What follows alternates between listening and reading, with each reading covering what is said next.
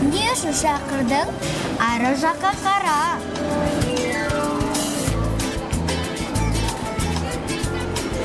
Не болды? Қыз кәмпит жеп отыр ғой. Оның жеп отырғанына 1 сағат болды. Қаншама фантик жатыр?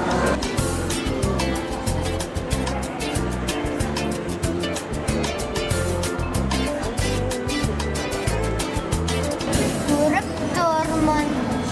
Сері қалай түсіп қалмаған? Әкесі стоматолог шығар. А мамасы диетолог бе? Неге? Қара.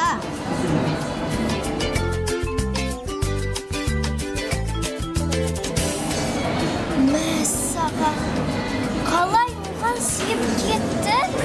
Ал мен саған не айттым? Мүмкін ода супер қабілет бар шығар. Мүмкін робот шығар.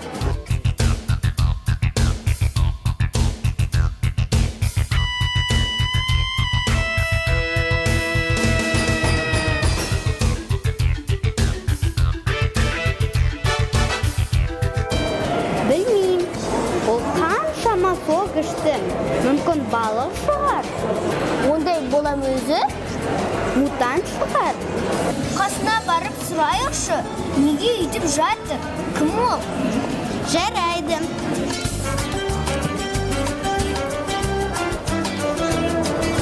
Сен неге көп су ішіп, көп жеп жатырсың? Сен кімсің? Роботсың ба? Мутансың ба? Мен ұзақ өмір сүруден консультантпын. Қалай сонда? Сен адамдарға 100-ге дейін қалай өмір сүруге болатынын үйретесің бе? Ол ақылы.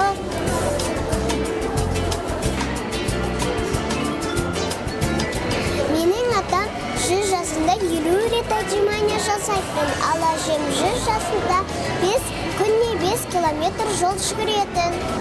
Олар көп су ішетін бе? Және көп тамақ жейтін бе? Жоқ, олар ешқашан біреудің шаруасына араласпаған.